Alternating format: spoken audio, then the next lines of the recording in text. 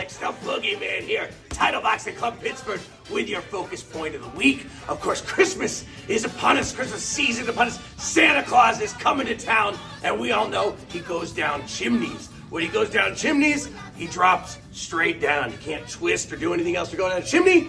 We have that in boxing as well. A straight drop, a duck.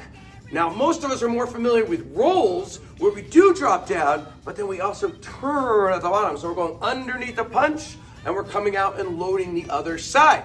A straight drop is not a roll. You do want to drop straight down, but there's nothing else. There's no turning, no twisting, no shifting of weight. You might say, well, what's the difference? Really, the difference can be big. So let's say I'm going to throw the classic jab, cross, lead hook, and a punch is coming from over here. It's going to hit me in the head. If I roll to this side, I'll run into the punch still.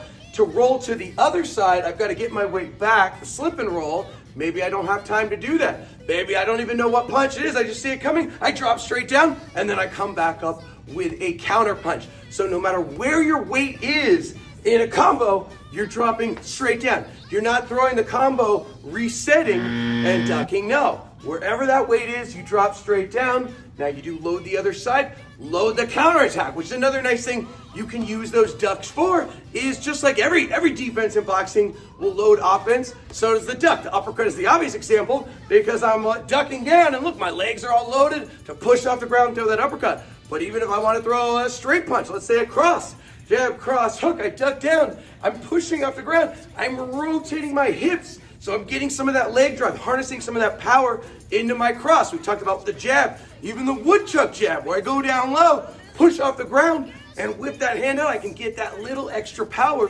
from my legs. Now, even when you're not ducking, you can be changing levels. Maybe it's not a full duck, maybe it's a half duck, and this is something I like to do a lot. And you might say, well, why are you doing this? Why are you going up and down?